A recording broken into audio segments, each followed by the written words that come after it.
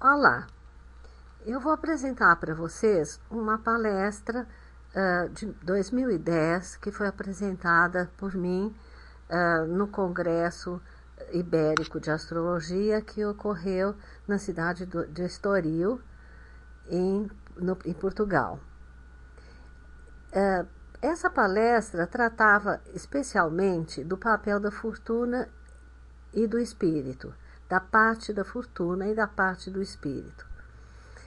Mas foi importante introduzir a valia de se saber diferenciar a natividade diurna e noturna como uma fonte para que se chegue ao cálculo correto da fortuna e do espírito. Então, por isso a palestra se chama Dia e Noite, Fortuna e Espírito. Na verdade, o dia e a noite decorrem da necessidade de se saber fazer o cálculo correto, que é diferente para natividades diurnas e noturnas. No Gênesis, nós lemos que primeiro Deus criou o céu e a terra, mas a terra era sem forma e havia trevas sobre o abismo. Deus então disse: haja luz. É o Fiat Lux. Logo, a primeira dualidade era céu e terra. E a segunda foi noite e dia, provavelmente com o advento do sol, que trouxe a luz. Eu gosto muito desse slide, é um desenho da internet que mostra exatamente, pictoricamente, como nós veríamos se pudéssemos atravessar a Terra e estivéssemos fora dela. Nós veríamos que numa parte é noite e na outra parte é dia. Observando a linha do horizonte da carta astrológica, acima do horizonte é visível e abaixo do horizonte é invisível.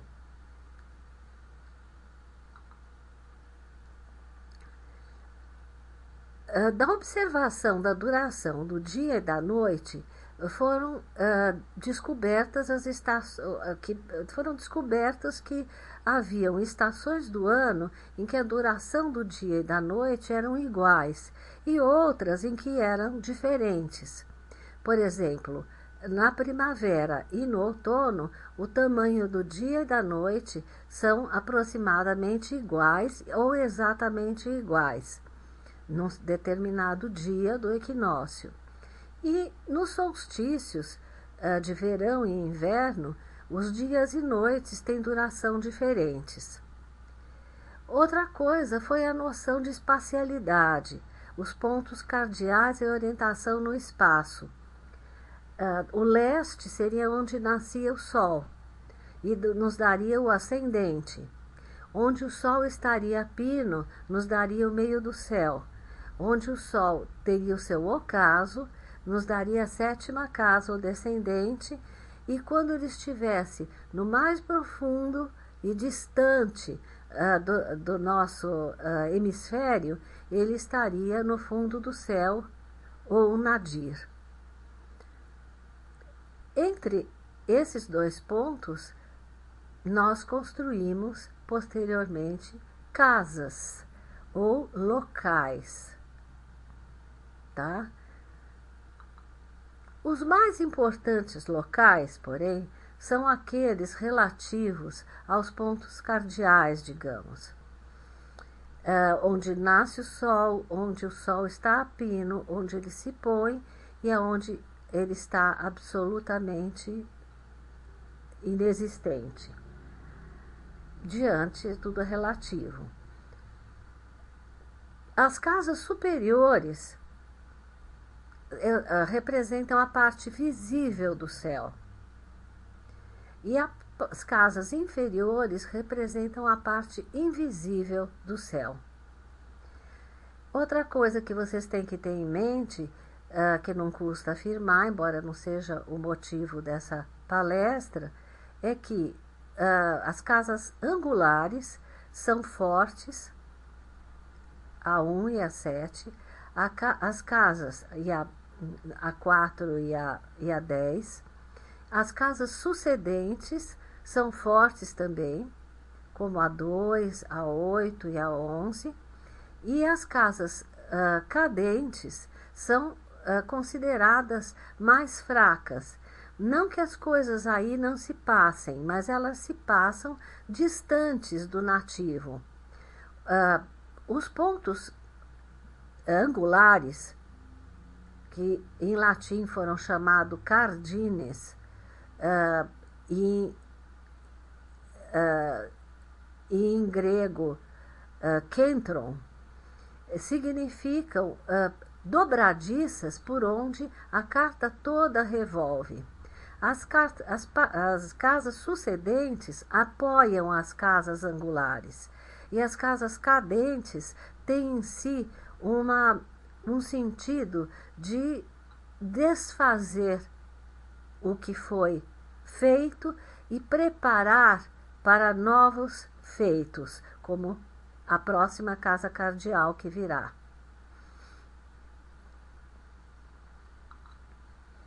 O Sol é o luminar diurno, a Lua é o luminar noturno. O Sol é ativo e masculino, Fiat Lux, da onde tudo começou. A Lua reflete a luz do Sol, portanto a Lua é passiva e feminina.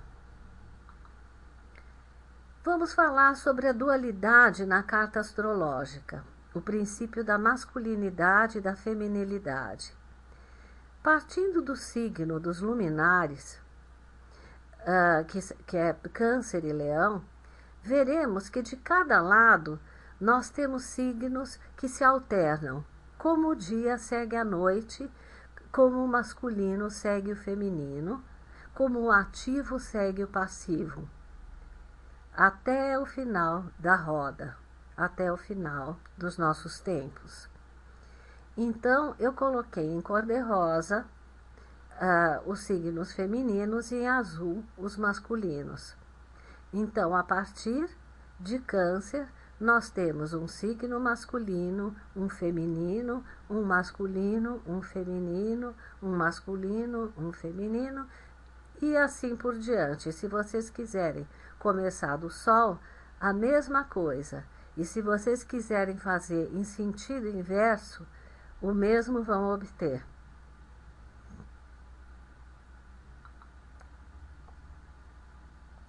A harmonia cósmica. Em astrologia tradicional, nada é o acaso. A astrologia tradicional é muito sistemática. Ela se baseou principalmente na astrologia helenística, que se baseou na astrologia babilônica e persa, provavelmente. Assim, persa, antes dos persas, talvez, os medos. Bem, a partir do signo dos luminares, nós vemos as regências. Tá? Então, nós vemos o sentido que tem os regentes de cada signo, masculino, feminino, masculino, feminino, masculino, feminino, etc. E vemos o seguinte, que a partir da Lua, Vênus rege um signo feminino e faz com a Lua um sextil. Portanto, o sextil tem a característica de Vênus. Júpiter rege um signo feminino e faz com a Lua, com o signo da Lua, um trígono. Portanto, o trígono tem a característica de Júpiter. Partindo, já o Marte faz para com a Lua uma quadratura. Então, a quadratura tem o sentido de Marte. Partindo do Sol, nós temos o vice-versa. Os signos masculinos fazem com o Sol mesmo sendo regidos por uma Vênus que é feminina, fazem com o Sol um sextil, que tem o sentido de Vênus. Júpiter faz com o Sol um trígono, o que mostra que realmente o trígono tem o sentido de Júpiter. E Saturno se opõe aos dois luminares, ao lugar dos dois luminares, ao signo dos luminares, o regente de Aquário e de Capricórnio. Então, as oposições têm o sentido de Saturno.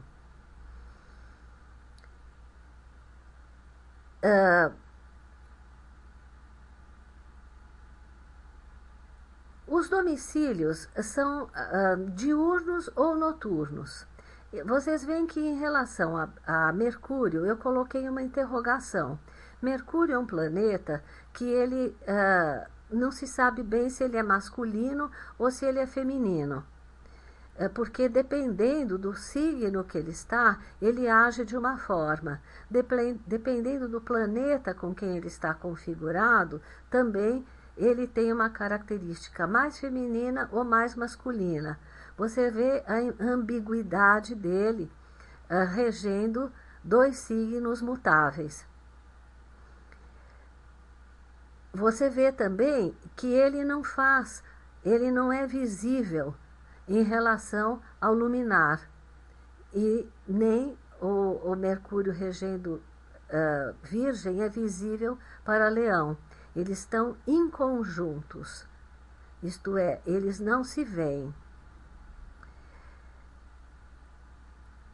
Vênus é feminina e se dá melhor no seu domicílio feminino do que no seu domicílio masculino.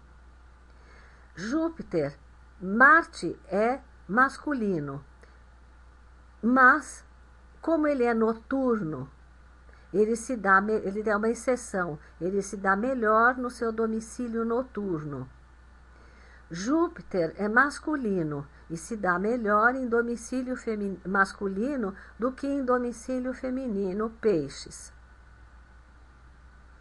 Tá? Saturno é masculino, logo ele se dá muito melhor em Aquário, onde ele tem a sua alegria, ele se sente melhor, e do que em Capricórnio, que é um signo feminino.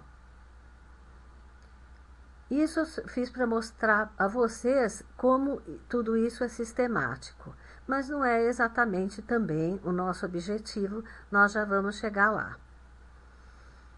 Como consequência de ter surgido no final do século XX para cá uma revalorização da astrologia antiga, com novas traduções do grego e do latim, com isso veio a importância de se saber se o nativo nasceu de dia ou de noite, em que sect, em que departamento, setor ou partido pertence à carta, passou a ter uma importância.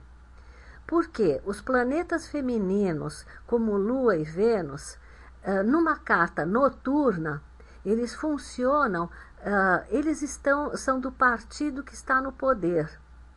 Enquanto que os planetas diurnos, Júpiter e Saturno, devem se recolher, por exemplo, numa carta noturna, eles ficam melhores até se eles aparecerem abaixo do horizonte.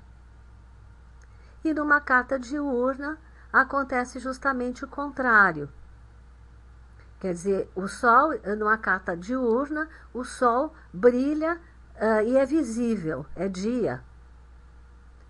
Tá? Então é melhor que Vênus e Lua estejam abaixo do horizonte e que Júpiter e Saturno estejam acima. Marte, como eu falei para vocês, é uma exceção porque ele é noturno. Então ele pode, numa carta noturna, estar acima do céu, que ele está muito bem, pelo fato de ser noturno. O que significa estar a favor do sect ou contrário ao sect? Significa que existem dois partidos, por assim dizer, no poder. O partido dos planetas diurnos e os dos planetas noturnos. Se você tem uma natividade diurna, não quer dizer que os planetas noturnos não vão conseguir levar adiante os tópicos que eles regem. Mas eles vão precisar da boa vontade de algum planeta que seja do setor ou do partido. Por exemplo, em Brasília, o que acontece? Alguém que não faz parte do poder dos mais votados, vamos dizer que um partido ganha as eleições. Não quer dizer que uma emenda do partido contrário não possa ser vencedora. Ela pode, mas para isso necessitou um jogo político e uma aliança com alguém que estivesse dentro do poder. Tá? Então isso tudo vocês devem valorizar numa carta. A partir, por exemplo, da astrologia helenística, surgiram dois principais pontos, que são pontos matemáticos, além do ascendente, do Sol e da Lua. Eles são chamados o lote da fortuna e o lote do espírito. Eles são tão importantes a ponto de serem usados como horóscopos, isto é, eles se tornam ascendentes, e a carta é montada a partir do signo em que tais lotes se encontram. Então, a importância da natividade ser diurna ou noturna é crucial, pois esses lotes, são calculados de forma diferente se o nativo nasceu de dia ou de noite.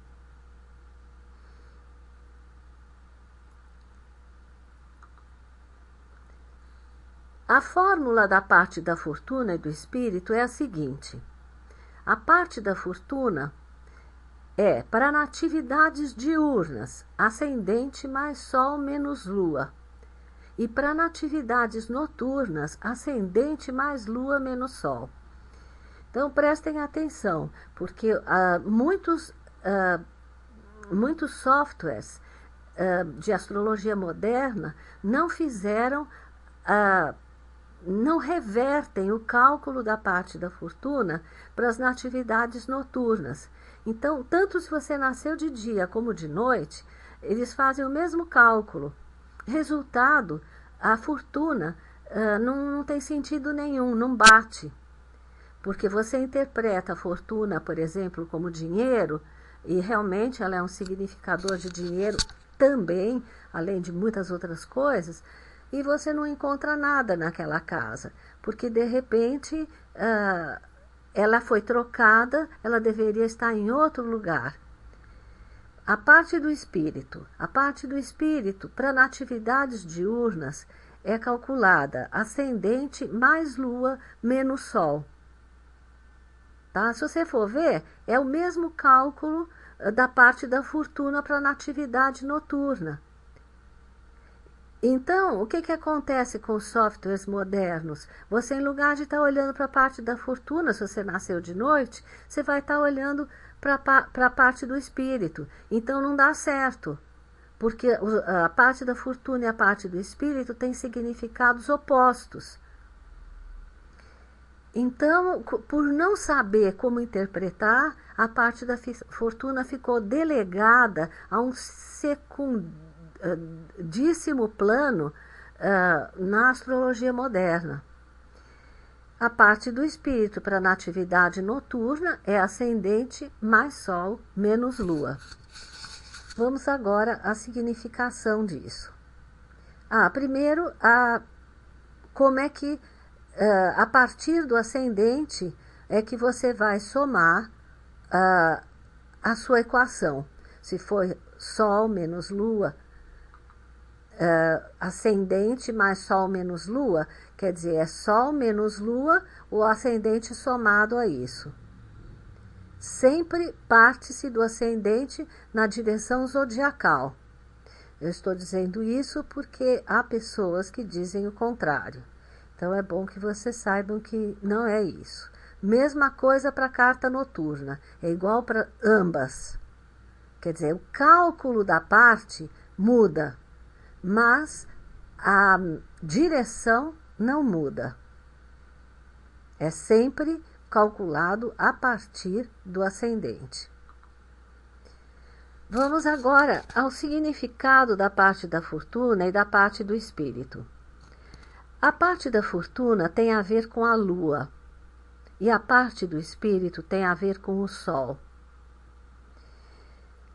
Então, a parte da fortuna é o corpo, destino, respiração, o passado, a repetição, tudo que nós recebemos passivamente, que nos acontece sem que nós tenhamos planejado. Em grego era chamado tike, ou sorte. Esses lotes, o significado de parte da fortuna foi pars, vem do latim, pars fortuna.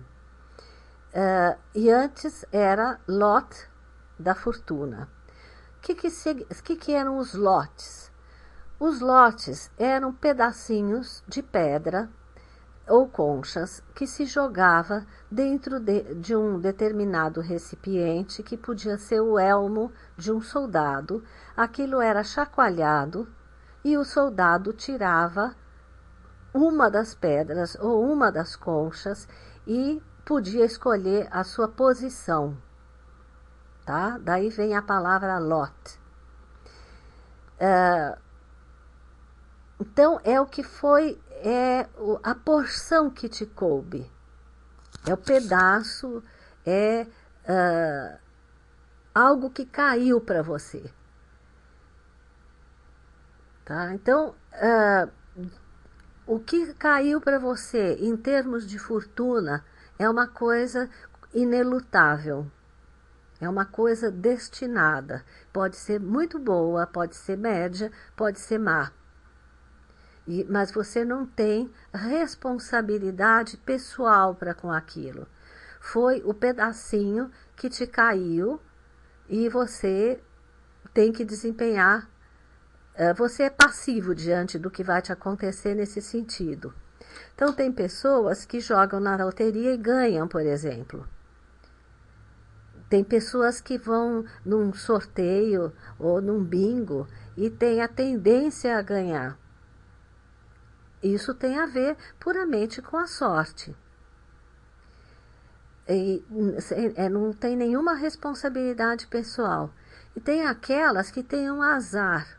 Por exemplo, se você tem vários balcões para escolher, você vai se achegar justamente ao balcão onde a moça tem um último ticket e aquele ticket está inválido. Então você tem que esperar, você não pode nem sair daquele balcão, você tem que esperar que ela valide o ticket. Tá? Eu sei porque isso me acontece muito e eu tenho a parte da fortuna no signo de Saturno e o regente Saturno está mal colocado na minha carta. Então, se tiver 2 lugares, 50% de chance de eu acertar, eu erro. E quando eu penso, bom, como eu erro sempre, eu vou nesse que eu tinha desdenhado, aí eu vou no que eu tinha desdenhado, eu erro de novo. Quer dizer, é uma coisa assim muito interessante. Já a parte do espírito tem a ver com o sol. Sol significa nous. Nous é aquele conhecimento que você obtém sem ser pelo pensamento. Você obtém o conhecimento pela luz. Pela luz. Então, a parte do espírito significa mente, atividade, empreendimentos, é a causa de ações. Sim, causa ações, porque é algo que te surge. E a causa de movimentos também. Eu ainda vou fazer um trabalho sobre outros lotes que se baseiam na parte da fortuna e na parte do espírito. Porque é uma coisa muito interessante. A parte do espírito é chamada daimon. Daimon significa espírito. Mas também a parte da fortuna é um espírito. Tá? O espírito que às vezes é um espírito de porco, porque destrói a sua sorte. Mas todas as partes, elas têm uma característica, e isso foi muito estudado, assim, tipo de 2 anos para cá, com a tradução, ou de 4 anos para cá, com a tradução de Antíocos, Porfírios e Retórios. Então, todas as partes e lotes são espécies de espíritos planetários. Eles estão como que num reino diferente dos planetas. Eles não são simplesmente uma questão aritmética. Isso eu estive escrevendo a respeito num livro que eu ainda não sei se eu vou publicar. Eu espero que sim, mas eu estou em dúvida porque eu faço e refaço muitas vezes. E, enfim, essas partes são assim coisas extremamente pertencentes a uma outra dimensão espiritual. Mas você pode saber melhor delas se elas estiverem, por exemplo, se elas estiverem angulares, elas são mais positivas, e se o regente delas estiver também numa posição angular, também pode ajudar, ou angular em relação a elas. Lembre-se que elas fazem a partir delas um ponto do ascendente. Então, em astrologia helenística, que eu acho que eles falam das partes e dos lotes melhor do que a astrologia medieval, eles dizem o seguinte: se inquirirmos, se procurarmos por tempos favoráveis para a saúde, para a doença, para quedas, para sofrimento, para tudo que pertence ao corpo, prazeres, beleza do corpo, é necessário fazer do lote da fortuna o horóscopos, ou ponto do ascendente.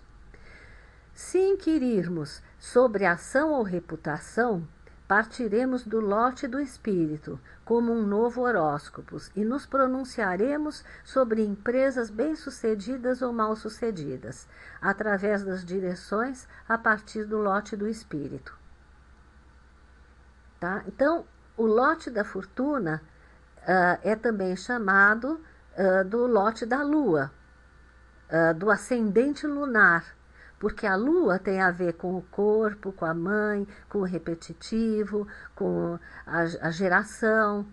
E o espírito é de onde nós viemos e para onde nós vamos. Tá? Mas certamente não é o corpo. Mas ele faz o corpo agir. O corpo é o seu instrumento.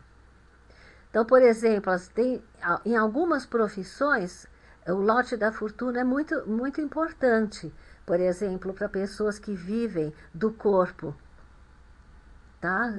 Ou modelos, ou jogadores de futebol, ou pugilistas. Tá? Quer dizer, isso é bastante visível. Na visão medieval, eles erraram com uma porção de lotes, no meu entender, porque eles mudaram os nomes, não entenderam bem e não se preocuparam em trazer do grego, porque já não era mais nem do grego que eles tinham que trazer do árabe, porque o grego já tinha sido passado para o árabe. Então foi muito complicada essa mudança histórica toda que houve em relação à astrologia nos primeiros 16 séculos.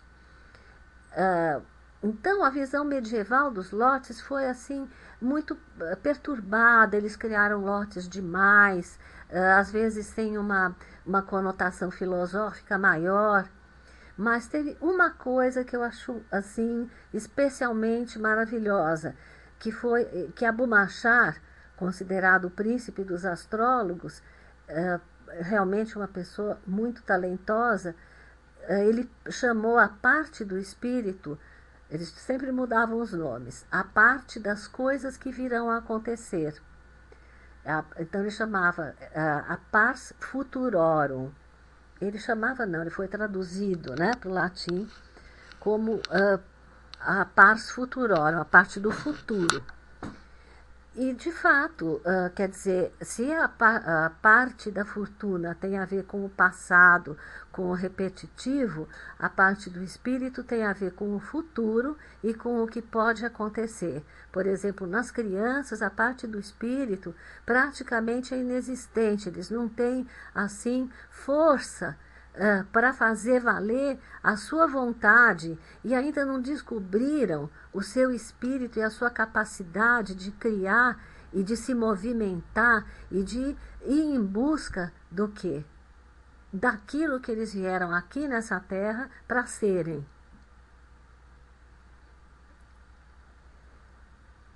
Enquanto que nos adultos, eu espero que todos nós temos encontrado a nossa parte do espírito, mesmo que muitos não saibam aonde ela está nas suas cartas. Agora eu trouxe 2 mapas para mostrar para vocês uma coisa curiosa. Esse é o mapa do rei Liota. Ele é um ator, como vocês devem estar vendo. Ele nasceu em New Jersey, foi adotado com a idade de 6 meses por um funcionário municipal. A mãe era uma funcionária municipal, o pai era dono de uma loja de autopeças. Liota acreditava que seus pais biológicos eram de ascendência escocesa e italiana.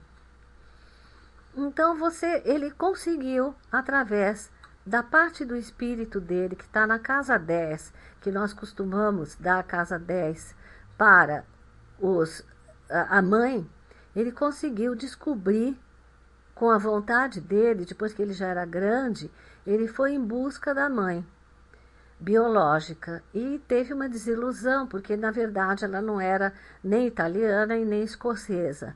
E ele sempre fez papéis de mafiosos, de policiais, papéis de detetive, de italianos ligados à máfia, de policiais psicopatas. Talvez o mais famoso papel dele, talvez você se lembre, seja nos Bons Companheiros, um filme de Martin Scorsese. E nesse filme o Liota retrata a vida real do mafioso. Então, aqui você pode usar, tanto é útil esse mapa para nós olharmos que a parte do espírito dele foi em busca da mãe, mas também em busca da profissão, porque a profissão é a casa 10. E ele veio de uma família simples, ele fez tudo para se tornar um artista e um ator, né? E se você for ver, ele tem no ascendente o regente da parte do espírito. E Mercúrio está, além de estar em detrimento, ele está combusto pelo Sol. Isso faz com que Liota não consiga enxergar quem é a mãe dele. E outras coisas relativas a Mercúrio, tá? Tudo que Mercúrio rege. Talvez a parceria também seja uma questão complicada. Mas, como o espírito está aqui, ele tem condições conscientes de lidar com isso pela vontade dele, tanto que ele descobriu a mãe biológica, mas teve uma desilusão, porque o Mercúrio está numa posição que ele não gosta de estar. Tá? Ele gostaria de estar em Virgem ou em Gêmeos. Tá? Ele está distante da posição ideal. Então, a mãe dele realmente o desiludiu. Quanto à fortuna, observem, a fortuna está na casa 3, que é a casa das comunicações. Muitos atores têm a fortuna em casas como a 3, como a 5. Mas mais do que isso, se você fizer da fortuna a primeira casa, você vai ver que a 10ª da fortuna vai cair em Escorpião, aonde ele tem uma conjunção de Saturno com Vênus. Tá? Essa conjunção de Saturno com Vênus faz com que ele trabalhe. Saturno é um maléfico e a Vênus ela tem um sentido do belo e também de artes cênicas. Esse é um sentido primordial de Vênus em rituais. Rituais, inclusive religiosos. Isso na astrologia helenística a gente vê bem que a Vênus tem a ver com isso. E o fato dele ter Saturno aqui mostra que ele trabalha de alguma forma, que ele trabalha de alguma forma com uma posição, com alguma coisa relacionada com Saturno-Vênus. Quer dizer, as artes cênicas e o Saturno, que tem a ver com os papéis que ele desempenha, e desempenha muito bem. Por outro lado, vocês veem a fortuna, a casa 11 da fortuna é designada o local da aquisição, é onde se ganha dinheiro. Claro, vocês podem estudar a casa 2 da pessoa. Mas você vê que não responde tanto aqui como responde a fortuna. A fortuna tem como casa 11, lugar da aquisição, o Sol em Sagitário, tá? E na primeira casa, que é ele ganhar dinheiro com o quê? No final, exatamente com o que ele com o seu ascendente. Tá? Então, nós podemos ver que ele se dá bem em papéis que tenham a ver com Saturno e com papéis que tenham a ver, e ele tem mesmo uma figura, vamos dizer, fechada, acabrunhada, de pouco sorriso, e ao mesmo tempo ele é bonito, é um tipo assim bem mafioso. E não estou dizendo que os mafiosos sejam bonitos, mas ele é bonito porque ele tem a Vênus fazendo um aspecto com a fortuna que tem a ver com o corpo. E o regente da fortuna está fazendo um aspecto com ela. E esse aspecto não pode nunca ser desprezado, especialmente porque, embora a fortuna esteja na casa 3, uma casa cadente, ela é a menos má das casas cadentes e ela também, com exceção da casa 9, que é melhor do que ela. E também, como ela tem a ver com comunicação, o que ele vai comunicar? Saturno, Vênus em conjunção, que são exatamente a descrição dos filmes que ele faz e do papel que ele desempenha. Finalmente, nós chegamos num mapa ilustrativo de James Kallstrom. Kallstrom entrou a serviço do FBI como um agente especial em 1970. Em 71, ele foi transferido para o escritório do FBI em Nova York. Ele teve inúmeras atribuições de crescente responsabilidade em Nova York e Washington. Foi promovido a agente especial, encarregado da divisão de operações especiais, foi designado diretor assistente da divisão antiterrorista de Nova York, enfim, é uma pessoa cuja parte da fortuna está na casa 12, o que denota que ele trabalha e que ele tem facilidade para lidar, junto com Marte, para lidar com o que é escondido e o que está por trás dos panos. Isso é regido, essa dupla é regida por Júpiter, que está na casa 4, isto é, a Terra. Pode ser o país também dele, quer dizer, os segredos enterrados, tá? Ele tem facilidade de lidar com isso. E é um Júpiter que está exaltado. Personalidades assim importantes têm planetas exaltados. Agora veja que interessante.